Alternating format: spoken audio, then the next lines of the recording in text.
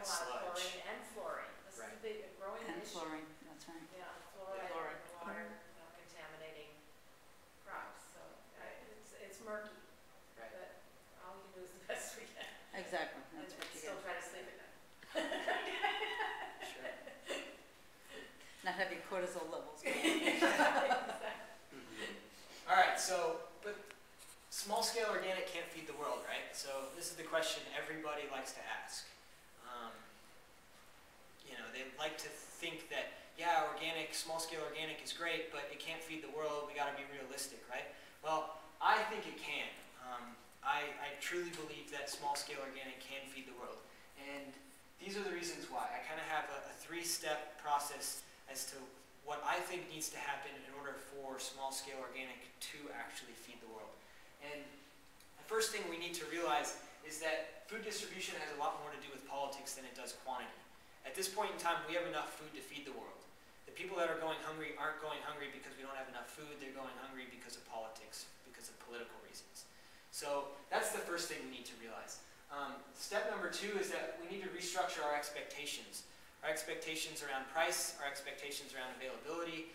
If we want small-scale organic to feed the world, we have to realize that most of us at least, are not going to be able to buy corn in December. All right, so, but that's not a bad thing, because we'll have a lot of other things that we can buy. So, and then price as well. So if you look at statistics from the first half of the 20th century, you'll notice that the average family in the first half of the 20th century spent somewhere around 17% of their annual income on food and about 6% on healthcare. Today, those have completely switched. So today, the average family is spending closer to 16 or 17%. They've switched almost identically, which is really interesting. They're spending 16 or 17% on healthcare and about 6% on food. The food part is mostly because of subsidies, and that's decreased the price on a lot of the food products. And healthcare has gone up because of the food we're eating. So they're directly related, and if we could realize that they're directly related and switch these and go back to reprioritizing, prioritizing our health over cheap food, then it's not like our pocketbooks would necessarily be taking a hit, because we'd be spending less on healthcare and more on food. They would equal out, you know, the net of zero, essentially. It's just we're really looking at not a hit to our pocketbooks because the price of food is increasing, because our health is getting better at the same time. And then the third step is that we need to restructure our farm system. So this is a big one too. And really what it comes down to is more farmers feeding less people. So if we were to try to feed the world with small-scale organics and rely on the amount of farmers that we have today, which is actually a really small number, and small-scale organic farmers are dying off every day, really. If we tried to feed the world with the number of farmers we have today with small-scale organic, it absolutely wouldn't work. But if we can adopt a system where we have more people farming, and that farming and that agriculture is supporting a smaller community, then we absolutely can feed the world with small-scale organic.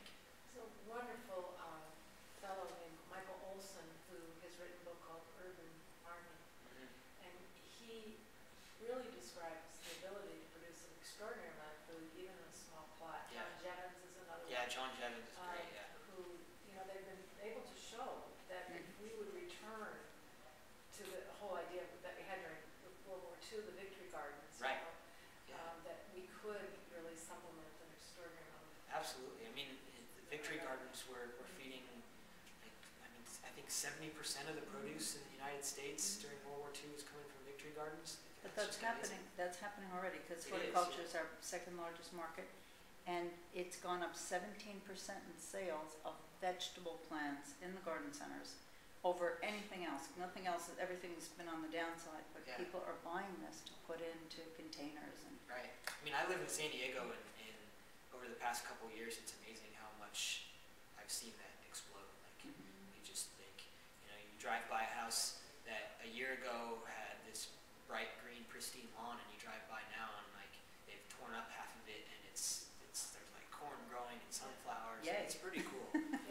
it's definitely growing, and there's a lot of small organizations that are pushing those ideas and helping people with that. I think a lot of it is that people get overwhelmed with the idea of starting a garden and don't really know where to start, and don't really have any idea of how to grow their own food. So there's these small organizations that are really supporting people with that, and it's really powerful too, just to have a neighbor, someone in the community that starts it. And I've seen some of these people that start a garden in their home, and it's a ripple effect. People see that, they walk by a front yard that's growing food instead of grass, and they're amazed. It's like a little museum or a little cultural project in the community, and then they get to see that and say, hey, maybe it is possible for me to do that too. And so it has this really, really strong ripple effect that is really amazing. And I think, like you said, it's growing. It's starting to. I think we're kind of getting the ball rolling here, but it's still started at the White House. Take a look. That too, yeah, the White House, and then again in San Diego, Michelle Obama just visited San Diego like maybe I'm gonna say like 2 months ago, and visited the City Heights farm that we have there. It's a community garden in City Heights that is there to support refugees, and refugees are growing food in the middle of City Heights that has like no health food stores, and it's a kind of a lower socioeconomic status community, and it's pretty cool. So I think that's becoming a bit of a model, and that's why Michelle Obama came with her whole fight on childhood obesity. So it's cool stuff, but it's growing. But that idea really needs to shift. I think we need that mindset shift and that cultural shift, because if that doesn't happen, this will never happen. So now that we know why we should buy organic food, how do we find it? So number one really is to look for certifications. So really in the age we live in at this point, if you go into your grocery store, the only real way to find organic food is to look for the certification. Usually there's a USDA seal. There's a lot of private companies like C.S.C.S, which is the Certified California Organic Farmers, and QAI, which is based out of San Diego, Quality Assurance International, and Organ Tilth, and a few other these smaller private companies that are organic certifiers. But most of them are under the umbrella of the USDA organic program, and so I think the best thing to look for, I guess, is the USDA seal. The USDA, I mean, I have my reservations about them, but they, it's a really easy way to find organic food in your grocery store, is to look for the USDA seal. And then the other thing I think we really need to remember is that natural is not organic.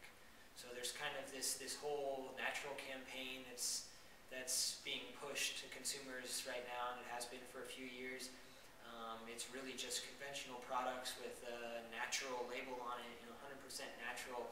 But there's no governing body that governs the word natural. There's no regulations surrounding the word natural. So anybody can put it on their product. Any conventional product producer can throw natural on the box and claim that it's something better than conventional, when really what's inside of it is no different. So that's kind of sad, but it's something that the consumer just needs to be aware of when they look around. I actually read a study not too long ago where what they did is they surveyed a couple thousand people, and they gave them a survey that asked them various questions about organic foods and natural foods, and well over half of the people who were involved in the study thought that naturally labeled foods were better than certified organic or organically labeled foods. And so I think it's one of those things where it's all about the marketing, and if the marketing gets out there the right way, it's really easy for people to believe, especially if they're unaware. So increasing awareness is big, and making sure people know that natural is not organic, and it's many times no different